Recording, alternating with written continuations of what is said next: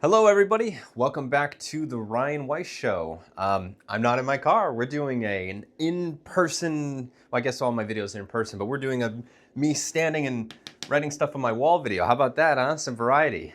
All right. Well, if you're new to the channel, I'm doing a video series called Lessons for My Kids. And the purpose of this series is to teach lessons to my kids. So these videos are for my kids.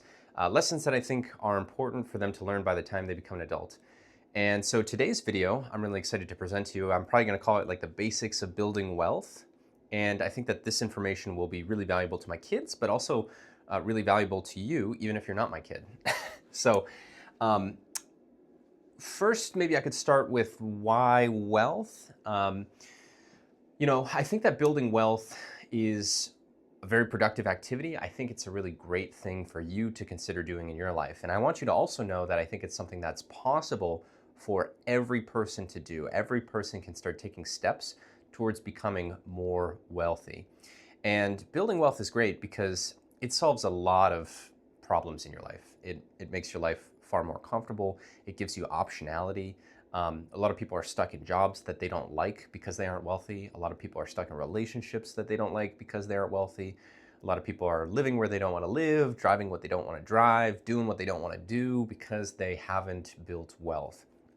And some of that is due to chance, right? A part of life is always chance, but I think more of life is driven by the decisions that we make and the behaviors that we practice. So I'd like to talk to you a little bit about some of those behaviors that you can practice and decisions that you can make that will set you on the path to building wealth. So the first thing I want to do for you is I'd like to build a framework for you that was initially taught to me by Joshua Sheats. He hosts the Radical Personal Finance podcast, and I've listened to him for years, and he's taught me a lot. And he taught me this at his family camp in Indiana. And it's a framework for understanding sort of the three levers that drive wealth building. So I'm going to build the wealth triangle here. So when building wealth, there's sort of three areas that you can focus on. So starting at the top, I'm going to make this one $sign. So this is the amount of money that you can invest. So the amount of money that you can invest is one lever. The second, I'm going to create a little clock here. Okay, so this is a clock. This is the amount of time that you have to invest. And then over here, we'll create like a little chart. Like an arrow going up. This is your rate of return. And together, this is the wealth triangle. So we have the amount of money you can invest, how much time you can leave it invested for, and the rate of return that you can expect from the investment that you're making. And all three of these can be used to calculate how much wealth you can build.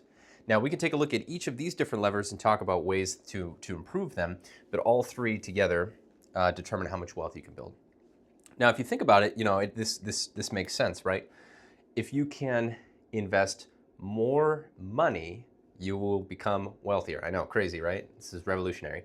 If you can invest for a longer amount of time, you will become more wealthy. And if you can increase the rate of return that you're getting from your investments, you will become more wealthy. And if you can combine all of these, so if you can invest a lot of money for a long time at a high rate of return, you will achieve substantial levels of wealth. And you'll be amazed at how like one of these levers can make a huge difference. So like, let's say you can't really invest a lot of money and you can't really get a great rate of return. If you just invest for long enough, you will still achieve a substantial level of wealth. If you can get a great rate of return and you have a lot of time, but you can't really invest that much money, you can still have an excellent level of wealth. If you can invest a lot of money, if you can't invest a lot of money and you don't have a lot of time, but you can achieve a really fantastic rate of return, you can still achieve a great level of wealth. And if you can't get a great rate of return and you don't have a lot of time, but you can invest a lot of money, you can still have a great level of wealth. So these can kind of counteract each other, and then all together, ideally you can maximize all of these, and that's how you can get sort of the maximum level of wealth. So let's talk about amount, for example. So amount of money invested. This is income minus expenses equals money to invest. Okay, pretty straightforward. Your income minus your expenses equals money that you can invest. So there's two different places where we can look here. We can look at the income side of the equation, or we can look at the expense side of the equation. Here's my basic advice with this. Income. Step number one, if you don't have a job, get a job. Job's a great place to start. There's a lot of jobs out there. There's always jobs available. If you don't have a job, get a job. That's a great place to start. Start earning an income. If you have a job, consider getting a better job. So can you get a better job? Is there some kind of training course that you can take that will increase your income? Is there a degree that you can get that will increase your income? Is there a credential that you can get? I think credentialism is excellent. A credential is a great way to take a specific course, get a certain credential. You can increase your income 10, 20%, right? And again, more income means more money to invest, which means greater wealth over time. Another way to increase your income, consider a side hustle. So maybe in addition to your job, you sell baseball cards or you flip snowmobiles. I've got a cousin who's doing that. Maybe you pressure wash houses. Maybe you, I don't know, maybe you're a part-time cobbler, you fix shoes. There's a ton of different side hustles, and you can do that in addition to your job. And then finally, right, you can have a business, right? And so you can create a business or own businesses. You can buy businesses that generate income. And then eventually the thing that's interesting about the wealth equation is at some point your income gets replaced by your investments. And that's financial independence, right? When you can live off of the income generated from your wealth, that's when you're financially independent. At that point, you can stop trading your time for money, and you can start to use your time, which is your most precious resource, in the way that you really want to. So those are some ideas for increasing your income. Get a job, get a better job, do a side hustle, start a business. I'm sure there are some other ideas that we could come up with. On the expense side of the equation, right? So number one, if you don't currently have a budget, make a budget. I use a budget software called YNAB. It's an acronym. It stands for You Need a Budget. It's fantastic. It links with all my bank accounts. It allows me to categorize my transactions. I can see exactly how much I'm spending in each category.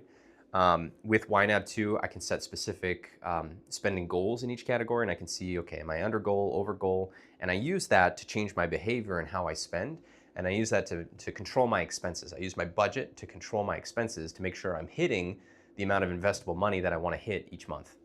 So get a budget.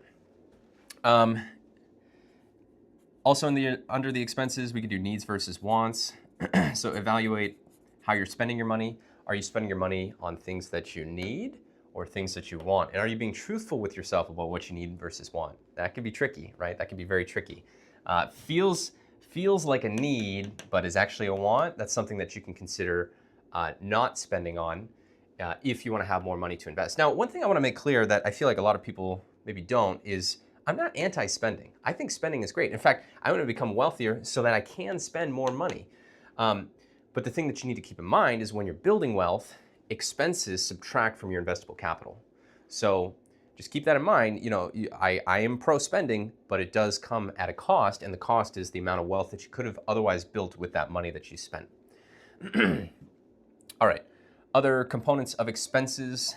I'm going to say here, structural spending reduction.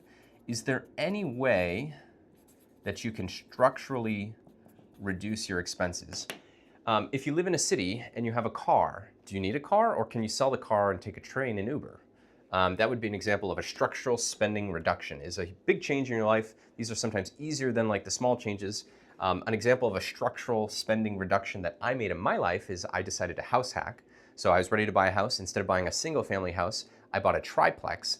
I live in one of the units and rent out the other two, and the rents from those cover my mortgage and all of my housing expenses. So I've eliminated my housing expense, which is most people's biggest expense, through house hacking. That's a structural spending reduction. That reduces my expenses, which gives me more investable capital. Okay, any other ways that we can reduce expenses?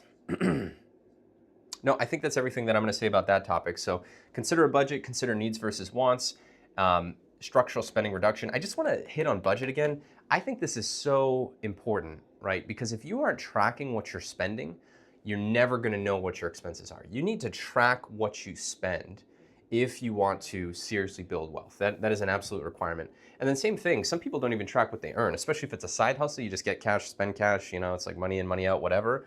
You need to track this carefully. You need to use budgeting software, you need to use accounting software, and you need to know exactly what your income is and exactly what your expenses are so that you can be honest with yourself, and then you can start to set goals around these numbers of, okay, I want XYZ income, I want XYZ expenses, and I want XYZ capital to invest. Okay, so that's what I'm going to say about the amount. Now let's talk about rate of return. So ROI, return on investment. So there is a spectrum here, right?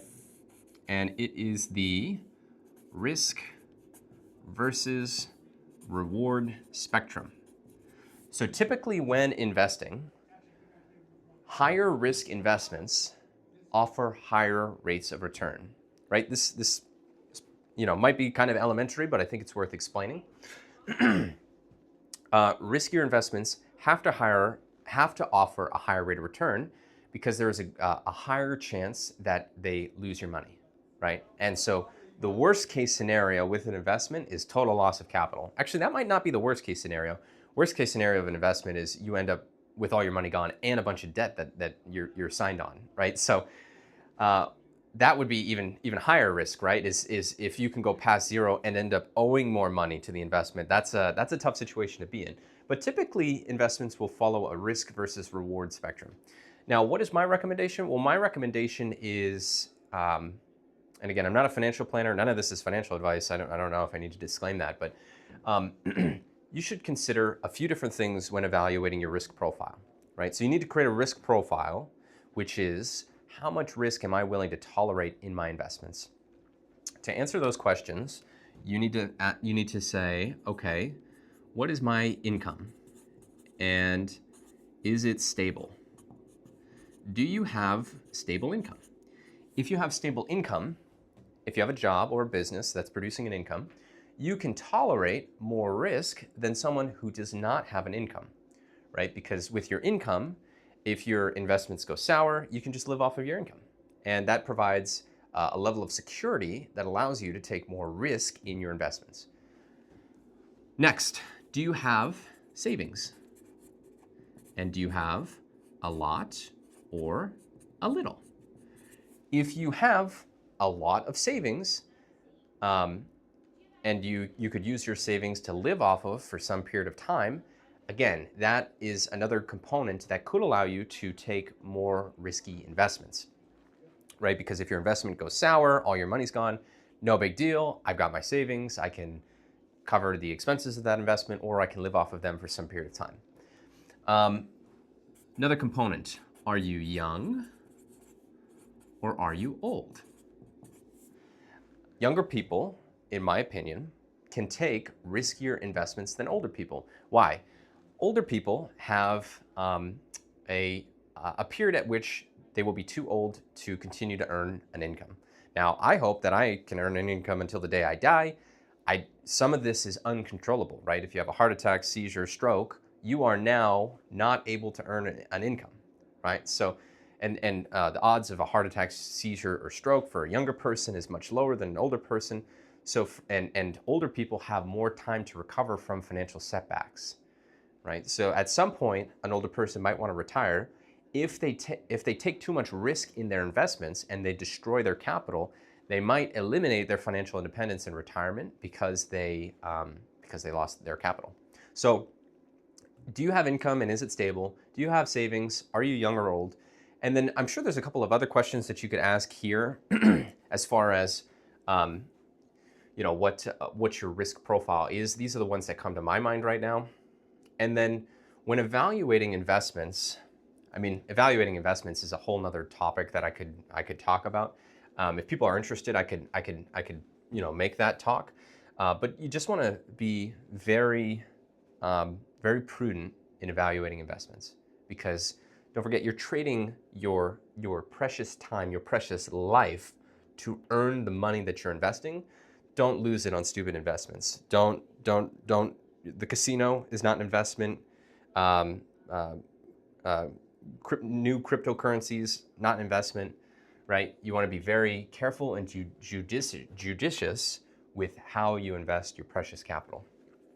Okay, so create a risk profile, and then use that risk profile to decide what you want to invest in, and try to get the highest rate of return that you can while remaining within your risk profile. Okay, final component of the wealth triangle I want to talk about is time.